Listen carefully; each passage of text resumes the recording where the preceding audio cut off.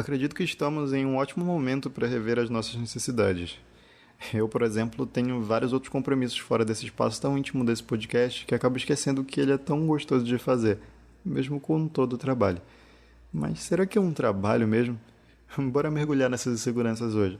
Para quem não me conhece, eu sou o Diego Malva e esse é o Vírgula Dobrada Podcast.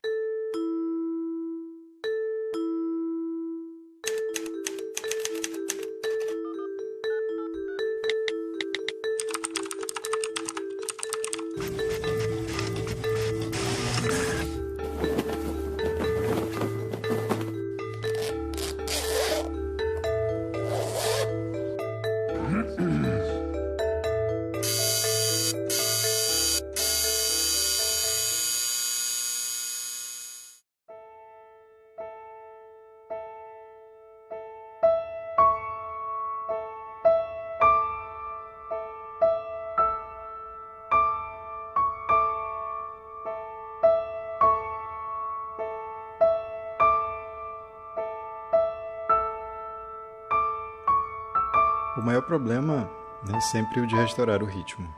Um ritmo de trabalho que eu sei que eu já tive. Encarar que eu já fiz outras vezes e que o ato de fazer é o mesmo.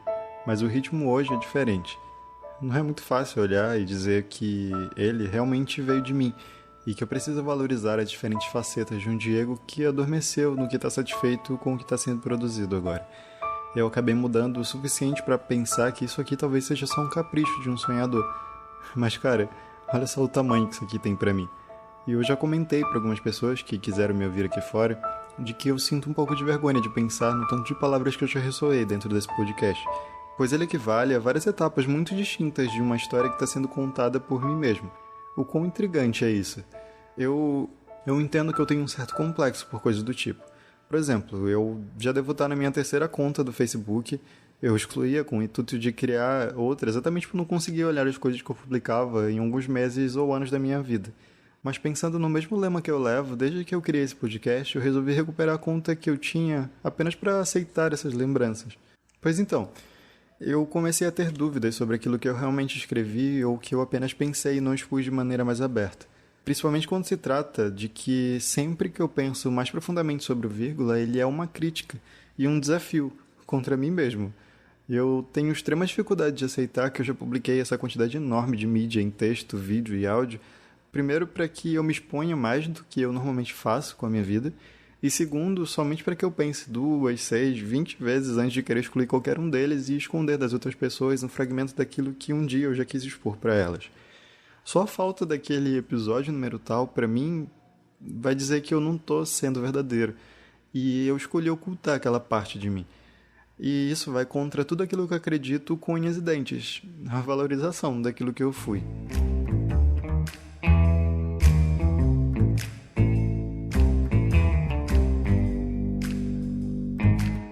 Mas sabe como é?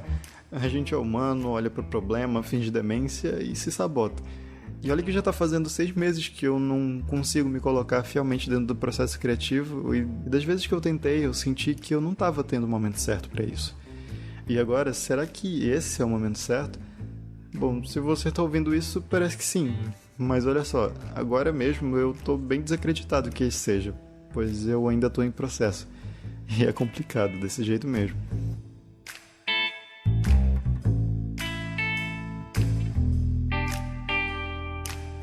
Esse podcast deveria se chamar Vigor Dobrado, só pelo esforço que eu me coloco para dar um jeito de fazer ele dar certo e eu conseguir criar uma fórmula que eu me sinta bem, ao mesmo tempo que eu esteja engajado com a produção mais profissionalizada, que eu entendo por ter ouvido outros milhares de projetos por aí. No fim das contas, eu não acredito que eu tenha encontrado a fórmula perfeita, mas no meio tempo eu aprendi a me organizar melhor, e isso facilitou a minha vida em muitas coisas. Eu tenho que dizer que o problema que sempre aparece é o de conseguir continuar me sentindo bem com a produção por um tempo maior do que as primeiras horas de pesquisa. Eu posso chegar aqui amanhã ou outro dia qualquer e olhar e pensar, olha essa merda aqui, e responder, pois é, que merda. Mas nem tudo são espinhos. Tem vezes também que eu faço alguma coisa e vou lá olhar e sinto que eu realmente não podia fazer nada melhor que isso. E eu fico muito feliz por ter tirado meu tempo para fazer. Geralmente é isso que acontece com a maioria do que eu deixei sair do meu computador e caiu na tua plataforma aqui de ouvir podcast. E eu posso ter ficado insatisfeito ou ter encontrado um erro grotesco algum dia depois? Posso. Eu vou excluir?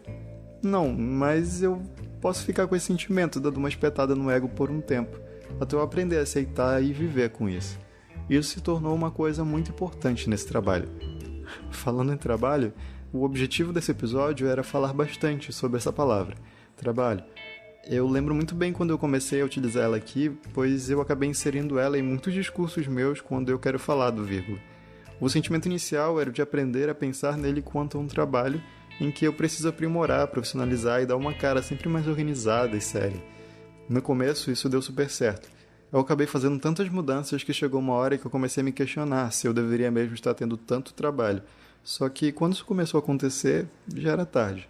Eu estava priorizando um pouco mais o aspecto profissional do que focar naquilo que ele era antes disso. Apenas um hobby, um experimento, uma conversa comigo mesmo sobre as coisas que eu acreditava que eram importantes.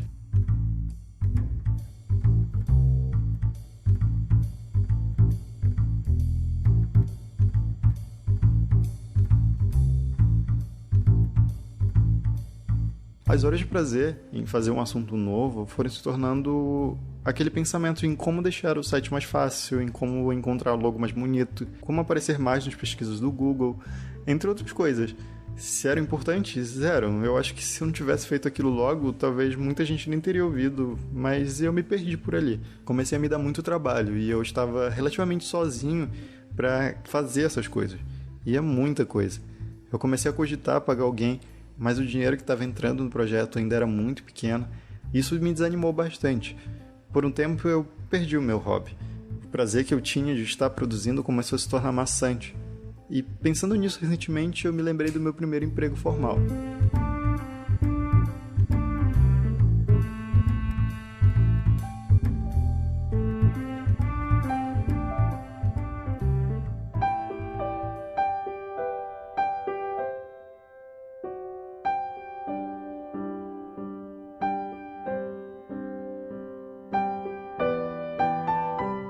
Eu trabalhei em uma empresa que vendia peças de veículos e passava das 8 da manhã até as 6 da tarde, de segunda a sábado, carregando, limpando, organizando, desde peças muito pequenas de carro até amortecedores e pneus de caminhão. E eu fiquei nesse emprego por uns 8 ou 9 meses, até que literalmente eu comecei a adoecer por causa dele. O meu corpo começou a sentir o peso da rotina, e eu fui adoecendo, e isso acabou me dando mais despesas. Tive que faltar ao trabalho para ir ao médico, e quando vi, me demitiram por causa das consecutivas faltas. Quando eu consegui esse emprego, eu estava há um tempo sem estudar. Eu repeti alguns anos de ensino médio e eu resolvi parar de vez. Mas logo quando as coisas pareciam ir bem no emprego, eu comecei a olhar para a vida dos meus colegas de trabalho e alguns já estavam lá há anos e anos. E recebiam o mesmo salário que eu e ficavam sonhando em ascender na empresa através de uma oportunidade que davam para alguns de nós. Não demorou muito para eu me tocar que aquilo não era para mim. Eu não sei quando foi que isso aconteceu, mas pensar no vírgula estava começando a me fazer lembrar dessa oportunidade que nunca faria sentido eu cogitar em ter. Na época desse dilema do emprego, eu resolvi voltar a estudar e acabei entrando na universidade logo em seguida. Para mim, o sentido de ter emprego é para manter a própria comodidade, ajudar, através do dinheiro, as suas ambições para ir além dele. Eu pensava que não tinha sentido de eu continuar lá se permanecer me deixava doente. Eu acabei vendo, através da demissão, uma oportunidade de pensar novamente em outras oportunidades que eu ainda podia ter. O sentido de ter o vírgula não é comodidade, mas o oposto. É de estar o tempo todo reinventando o sentido de permanecer nas minhas inseguranças e até mesmo nas seguranças. Eu não consigo me ver sem ele, pois a existência dele me dá sentido para revisitar o meu sentimento do que é que eu penso ser a vida, no exato momento em que esse sentido já muda. Talvez seja esse o sentido de ter um hobby para muita gente. Fazer vai além de qualquer valor social ou pessoal. Se não fosse a compreensão do incômodo ou da autossabotagem que eu faço durante o processo, eu acho que eu já teria conseguido desistir por completo. Poucas coisas na vida nos deixam com esse sentimento e continuam nos fazendo bem.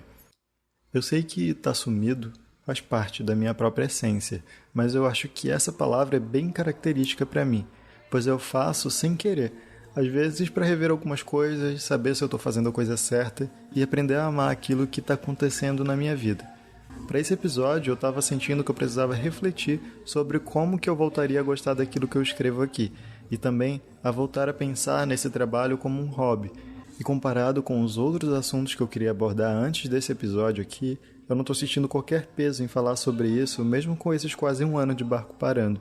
Mas de uma coisa eu sempre tenho certeza: estar aqui é sentir carinho, sentir que eu posso respirar sem medo, sentir que eu tenho um lugar para também sumir.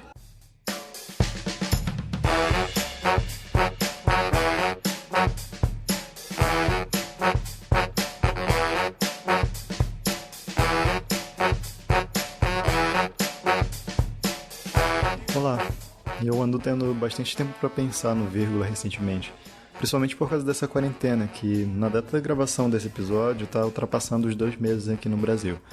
Eu demorei todo esse tempo para conseguir começar a pensar que eu ando precisando de uma injeção de individualidade novamente, de voltar os olhos um pouco para mim e ver que eu estou existindo de verdade nesse mundo aqui, cheio de incertezas.